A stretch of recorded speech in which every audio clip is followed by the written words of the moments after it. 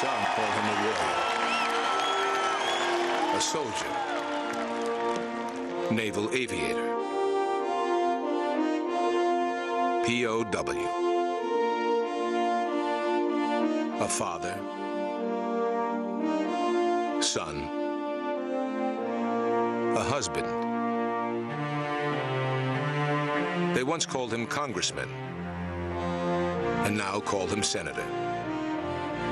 Some call him hot-headed. Some call him names that can't be repeated. But of all the names so many have called John McCain in his years of service to America, truly, at his core, John McCain is a mama's boy.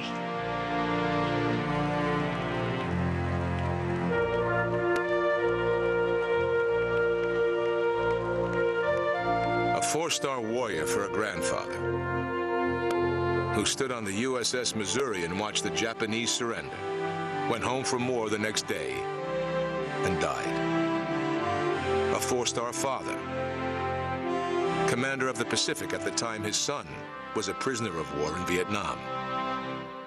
His father would take a single guard and drive to the border between North and South Vietnam. He'd stand for hours, gazing north.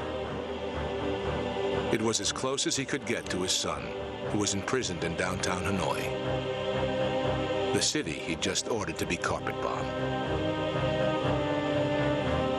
It was a love for America above all else for the McCains.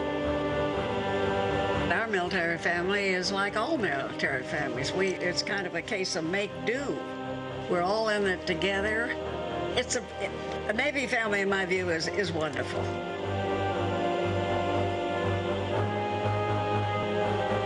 John McCain's remarkable role in America's history began before Vietnam.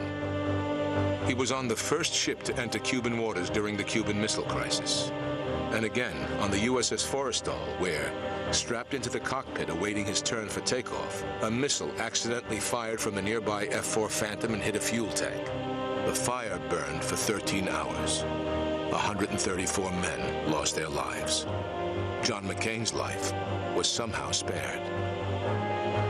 Perhaps he had more to do. A year later came Hanoi. Critically injured and with wounds never properly addressed, for the next 5.5 years, John was tortured and dragged from one filthy prison to another. Violently ill, often in solitary confinement, he survived by the faith he learned from his father and grandfather. A faith that there is more to life than self. In his book, Faith of My Fathers, John wrote, "In prison, I fell in love with my country. I had loved her before, but like most young people, my affection was little more than a simple appreciation for the comforts and privileges most Americans enjoyed and took for granted. It wasn't until I lost America for a time that I realized how much I loved her." When the North Vietnamese realized who his father was, they offered John early release as a PR ploy. He said no. He'd honor first in, first out, like everyone else.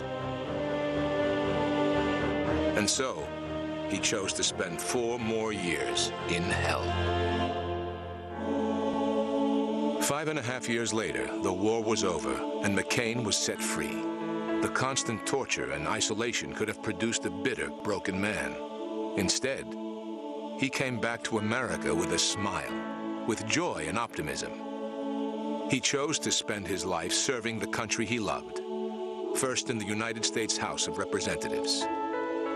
Where else in the history of the United States of America have you had a person over time with the experience that he has?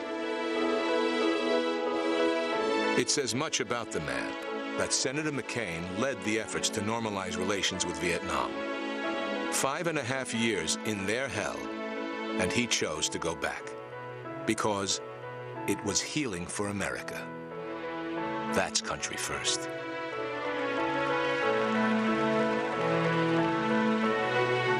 He staked out a name for himself as a common-sense conservative. Life, smaller government, a faith in the American people's ability to chart their own course, committed to protect the American people, a ferocious opponent of pork barrel spending, and would do most anything to keep taxes low, keep our money in our pockets. John McCain abhors waste. Outspoken, brash, but honest, honorable, and razor-sharp effective. He's not in it for the glory, not to please any political party. John McCain has seen too much to think petty. His is a larger cause, a faithful, unyielding love for America. Country first. He was one of but a handful in Washington who said long ago that we would never reach a true success in Iraq unless we provided the manpower and material to get the job done right. And today, our nation stands thankful for that warning, as our troops are now able to provide the kind of security in Iraq that will lead to peace in that country, a more stable Middle East, and greater security for our families here at home. No one cherishes the American dream more.